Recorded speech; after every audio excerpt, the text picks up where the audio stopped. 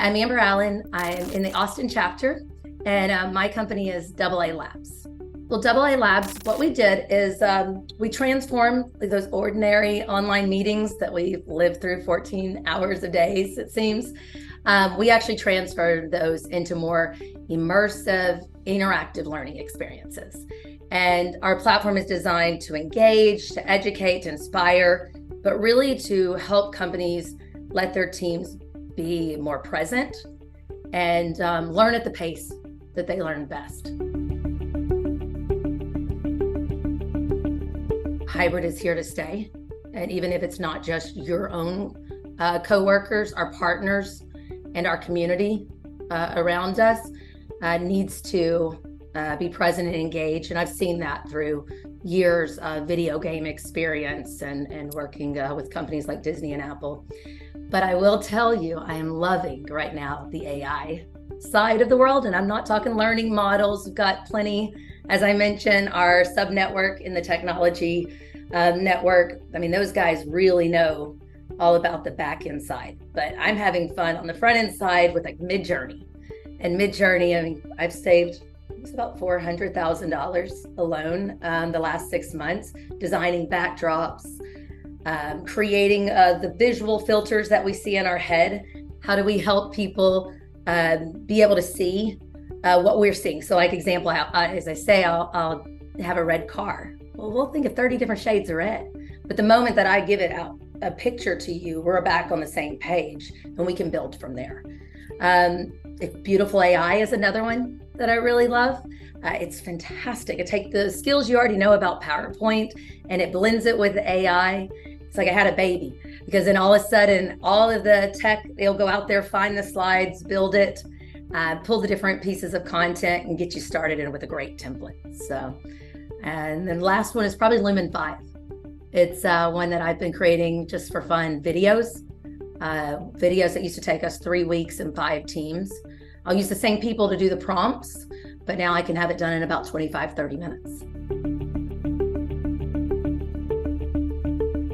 I like to say first, start with the mindset.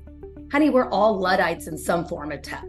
Like nobody knows everything. And if they say they do, they're lying to you because technology is changing every single day.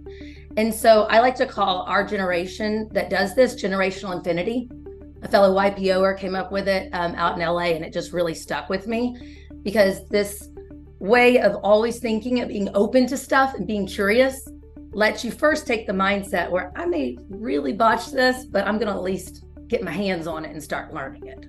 And so I think that's the one thing. I think that in that same mindset, if something really doesn't make sense to you and everybody around you is saying the same thing, then it really may not get adopted. I think NFTs are kind of a perfect example of that. They went up and then they crashed and people don't really use them. And so I think the mindset first.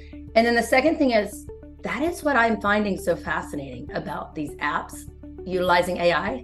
It's kind of like when we first got the iPhone and we were able to have apps in there, and all of a sudden I'm using, a finance type software in a fun app form.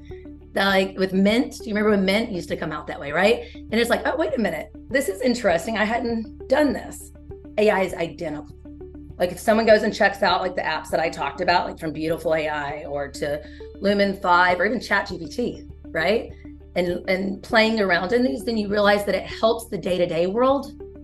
And that goes back to what I love to say, innovation in the world that we live in right now, it dies when we go into survival mode as CEOs.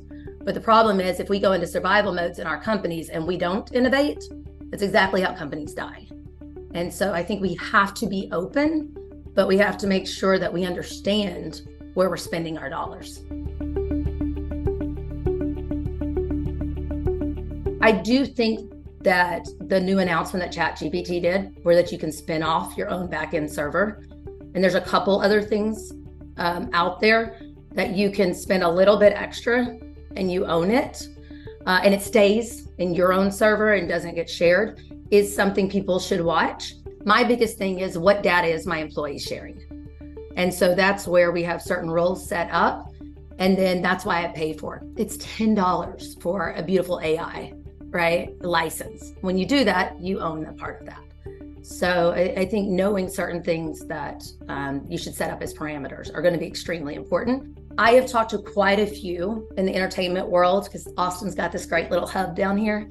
And I believe the biggest winners will be the storytellers and creators, because honey, you don't have anything in these technologies without the right prompts and without the right storytelling going into it. The heart and the soul is currently not in AI. That human connection is not there. It's just that 001.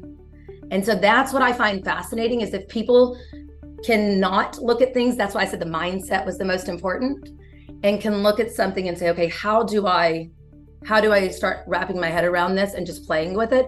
They're going to be the biggest winners. We were doing all of this research behind the technology. And at first, we really believed, because we had a company like Google having all their YouTube influencers meeting up on our product. And we had hundreds and thousands of every week inside the space. And I really thought that this was going to be, and we all do, right? The ways we keep growing our company, really thought this was going to be like an influencer product. TikTok was looking at it, Substack, Dell's influencer program, all these groups. But what I found was so fascinating was the engagement inside of these rooms whenever a corporate company came on. And Dell actually lets me tell this story. So this is kind of a interesting one. The Dell executives, so we have all this engagement. I thought, well, it must be because they're techie and they're gamers or they're influencers. And that's why we're getting a lot of engagement, because over here, when the Dell corporate execs were on it, our engagements inside the world, and I have a little video where it's like hearts and vibes. Imagine when you're talking and you like what I'm saying, it all of a sudden lights up confetti around me, right?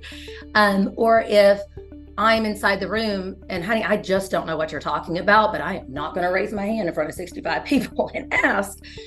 Inside the room, you can watch a video that goes straight back from your other video content or software that you already use. So it's inside the room. So I am a visual learner.